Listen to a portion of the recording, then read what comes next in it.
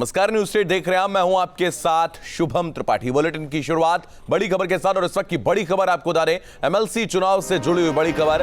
Counting शुरू हो गई है। काउंटिंग के मद्देनजर सुरक्षा के सख्त इंतजाम किए गए हैं। 95 प्रत्याशियों की किस्मत का फैसला होना है। तो बीजेपी और समाजवादी पार्टी के बीच में कड़ी टक्कर बताई जा रही है और 9 प्रत्याशी जो बीजेपी के थे वो निर्विरोध निर्वाचित होंगे, क्योंकि उनके खिलाफ कोई पर्चा दाखिल नहीं हुआ था। तो एमएलसी चुनाव में काउंटिंग शुरू हो गई है। 95 प्रत्याशियों की किस्मत का फैसला अब से कुछ देर में सामने आएगा। न्यूज स्टेट पर यह मेगा कवरेज लगातार जारी है। हर एक जिले से हर एक सीट की सबसे सटीक जानकारी हम आप तक पहुंचाएंगे। तो एमएलसी चुनाव में काउंटिंग की शुरुआत हो चुकी है, जो कि जल्द फैसला आ जाएगा। वोट कम रहते हैं और सिर्फ जनप्रतिनिधि ही वोट डालते हैं। तो उत्तर प्रदेश में विधान परिषद यानी कि एमएलसी चुनाव के नतीजे आ जाएंगे। 27 पदों के लिए 58 जिलों में 95 प्रत्याशियों की किस्मत का फैसला सबके सामने होगा। चुनाव में भारतीय जनता पार्टी की 9 सीटों पर जीत पहले ही तय हो गई है। वहीं अन्य सीटों पर बीजेपी की समाजवादी पार्टी से कड़ी टक्कर है। आपको बता दें, एमएलसी चुनाव के लिए वोटिंग शनिवार को हुई थी। सुबह 8 बजे से शाम 4 बजे तक 98.11% मतदान हुआ था।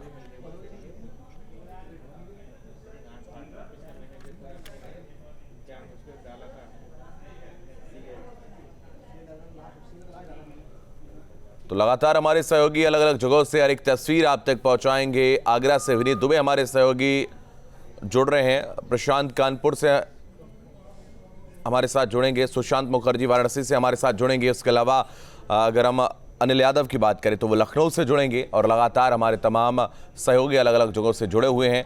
आप सभी का स्वागत है। तो शुरुआत करते हैं। काउंटिंग अब से कुछ देर में शुरू हो चुकी है, अब से कुछ देर पहले, और लगातार नतीजों की सबसे सटीक जानकारी हम आप तक पहुंचाएंगे। हमारे तमाम सहयोगी अलग अलग जगहों से बने हुए हैं। प्रयागराज से मानवेंद्र हमारे सहयोगी लगातार बने हैं। मानवेंद्र, आपके पास आएंगे। 9 सीटें तो लगभग तय हो चुकी हैं जो बीजेपी के खाते में जाएंगी। निर्विरोध निर्वाचन वहां पर होना है। बाकी सीटों पर कितनी देर में अपडेट आएंगे? क्या कुछ हाल है प्रयागराज का?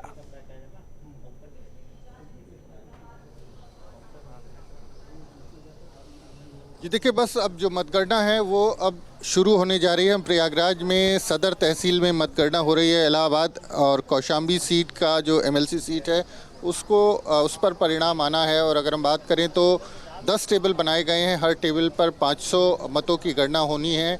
लगभग 5000 वोट हैं जिनकी गणना होनी है। और अगर हम बात करें तो 5104 कुल मतदाता थे, लेकिन कुछ लोगों ने वोट नहीं किया है। तो 5000 के करीब मत हैं। और 10 टेबल आप देखें सामने सदर तहसील है। सदर तहसील में मतगणना शुरू होगी। बड़े पैमाने पर यहाँ पुलिस का और फोर्स का इंतज़ाम किया गया है। और चूँकि तमाम पार्टियों के समर्थक भी पहुँचते हैं, बैरिकेड किया गया है। तो पूरी तैयारी यहाँ पर हो चुकी है। मतगणना शुरू होने जा रही है। जो जिस तरह से अगर हम बात करें तो तमाम प्रशासनिक अधिकारी, डीएम और एसएसपी खुद मौके पर पहुँचे हुए हैं। तो मतगणना की प्रक्रिया शुरू होने जा रही है। और मुकाबला अगर प्रयागराज की बात करें तो समाजवादी पार्टी के जो एमएलसी हैं निवर्तमान वासुदेव यादव और केपी श्रीवास्तव बीजेपी से हैं। मुख्य मुकाबला उन्हीं के बीच में। हालांकि 5 उम्मीदवार थे और उसमें से 2 जो प्रमुख हैं बीजेपी और समाजवादी पार्टी के, उनके बीच में मुकाबला है। और जिस तरह से दावा किया था, बीजेपी के तमाम बड़े नेता आए थे मतदान के समय। डिप्टी सीएम केशव प्रसाद मौर्य यहाँ पर मौजूद थे। उन्होंने सबने दावा किया था कि 9 सीटें तो बीजेपी के खाते में जा चुकी हैं। बाकी 27 में से भी ज़्यादातर सीटें बीजेपी को मिलने जा रही है और बड़ी सफलता मिलने जा रही है, ऐसा दावा किया था। तो क्या मतगणना में क्या परिणाम सामने आते हैं? थोड़ी देर बाद रुझान शायद मिलने लगे और उसके बाद ये तय हो जाएगा कि उत्तर प्रदेश में विधान परिषद में जो एक बहुमत का जो आंकड़ा है, जो एक मेजॉरिटी है बीजेपी की, बड़ी मेजॉरिटी, वो मिलती है कि नहीं मिलती है। क्योंकि जिस तरह से दावा किया गया था कि विधानसभा के बाद जो है वो विधान परिषद में भी बड़ी संख्या में बीजेपी की लोग होंगे, मेजॉरिटी होगी। और उसके बाद जो सदन है, जो तमाम प्रस्ताव हैं, जो तमाम बिल्स हैं, उसको लेकर के जो रुकावट थी वो दूर होगी। तो कहीं ना कहीं एक बड़े पैमाने पर बीजेपी ने तैयारी की थी। हालांकि समाजवादी पार्टी की तरफ से आरोप भी लगाया गया था कि जिस तरह से 9 सीटों पर निर्विरोध निर्वाचन हुआ था, उसको लेकर के कि गुंडई के बल पर, ताकत के बल पर सरकारी मशीनरी के बल पर जो 9 सीटें मिली हैं वो उसमें उनका इस्तेमाल किया गया है और बाकी जो 27 सीट हैं उस पर सीधा मुकाबला वोटिंग हुई है।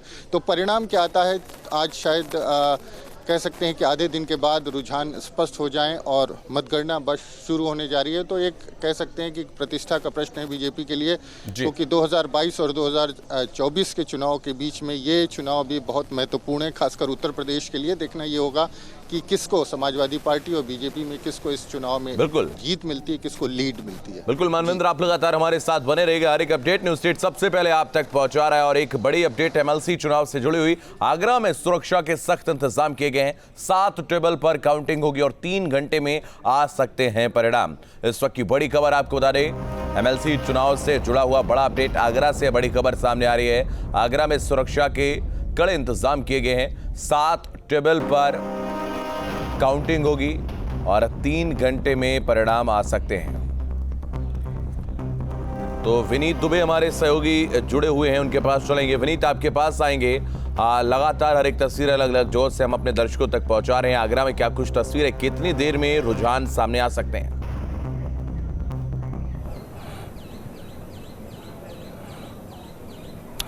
जी बिल्कुल, मतगणना को लेकर हर अपडेट न्यूज स्टेट आपको दिखा रहा है और मैं आगरा की मंडी समिति में इस समय मौजूद हूँ। 25 तारीख, अगर 9 अप्रैल की बात की जाए तो आगरा के और फिरोजाबाद की सीट के जो एमएलसी चुनाव थे वहाँ 25 बूथों पर मतदान हुआ था और करीब यहाँ पर देखा गया था कि 3,922 जो मतदाता थे उन्होंने यहाँ पर उनका मतदाता थे, उनमें से करीब 3,845 जो मतदाता थे उन्होंने अपना मत का प्रयोग किया था और तभी से ही स्ट्रांग रूम में उनके भाग का फैसला यहाँ पर रखा हुआ था। और आज इस समय मतगणना शुरू हो चुकी है आगरा में और बताया जा रहा है कि पहला है जो चक्र है उसी में ही लगभग 12 बजे तक सभी के भाग का फैसला हो जाएगा। लगभग 98% यहाँ पर मतदान हुआ था और जैसा कि मैं आपको लगातार बता रहा हूँ कि 25 बूथों पर 3,846 वोट डाले गए थे। और प्रशासन की अगर तैयारी की बात की जाए तो 60 कर्मक मतगणना में समय लगाए गए हैं और कोशिश ये है कि 12 बजे से तक ये है जो सभी नतीजे वो सामने आ जाए। अब मतगणना की गिनती कैसे होगी वो मैं आपको एक बार बता देता हूँ कि मतगणना में शुरुआत में सबसे पहले जो अवैध व निरस्त मतपत्र होते हैं उसकी छंटनी होती है। तो 7:30 बजे जब स्ट्रांग रूम खुला तो उसके बाद से लेकर छंटनी हुई और 8 बजे से ये मतदान शुरू हो गया। उसके बाद मतपत्रों के आधार पर 50% से एक मत का प्रथम जो वरीयता कोटा होता है उसको तय किया जाता है और मतदाताओं ने भी जो पहली, दूसरी और तीसरी वरीयता में मतदान किया था तो प्रथम वरीयता में 50% से एक अधिक जो मत प्राप्त करने वाले होते हैं वही उसी उम्मीदवार को घोषित किया जाता है। आप बने रहिए हमारे साथ, लगातार हर एक तस्वीर हर जगह से हम आप तक पहुंचा रहे हैं। अनिल यादव हमारे सहयोगी लखनऊ से जुड़े हुए। अनिल, आपके पास आएंगे। राजधानी में कैसी आज तस्वीर है, कैसी गहमा गहमी है, क्योंकि आज माननीयों के रिजल्ट आने वाले हैं और इनको वोट करने वाले भी जनप्रतिनिधि ही होते हैं। बिल्कुल, देखिए हम इस वक्त मतगणना स्थल पर ही मौजूद हैं और यहाँ पर लखनऊ उन्नाव जो क्षेत्र है उसकी काउंटिंग हो रही है। सुनील सिंह साजन का मुकाबला रामचंद्र प्रधान से, जो कि बीजेपी के कैंडिडेट हैं। तो दोनों ही दलों के जितने भी कैंडिडेट हैं सबको एजेंट यहाँ पर पहुँच चुके हैं, गड्डियाँ बनाई जा रही हैं जो मतपत्र हैं। और देखिए 3,974 वोट हैं। डीएम साहब खुद मॉनिटर कर रहे हैं पूरे प्रोसेस को और ये सीसीटीवी लगाया गया है, सीसीटीवी से नज़र रखी जा रही है। डीएम साहब, मतगणना शुरू हो गई है, अभी कैसा माहौल है? देखिए, माहौल एकदम सामान्य है। आप देख सकते हैं कि माननीय आयोग के निर्देशों के क्रम में प्रातः 8 बजे से ही हमारी मतगणना प्रारंभ हो गई है। लखनऊ उन्नाव कॉन्स्टिट्यूंसी की काउंटिंग प्लेस यहीं कलेक्ट्रेट परिसर में है और 7 काउंटिंग टेबल्स हैं, 7 हैं और मुख्य निर्वाचन एजेंट भी दोनों प्रत्याशियों के और सभी टेबलों पर जो काउंटिंग एजेंट्स हैं वो भी उपस्थित हैं और मानकों के अनुरूप व्यवस्था रखी गई है। त्रिस्तरीय सुरक्षा व्यवस्था भी है जिसमें सिविल पुलिस और सेंट्रल पैरामिलिट्री फोर्स को भी डिप्लॉय किया गया है। हर जगह पे सीसीटीवी लगे हुए हैं और जैसे ही काउंटिंग समाप्त होगी उसके बाद नियमानुसार रिजल्ट की घोषणा भी की जाएगी। सवाल, कितने टोटल वोट है जिनको काउंट किया जाना है?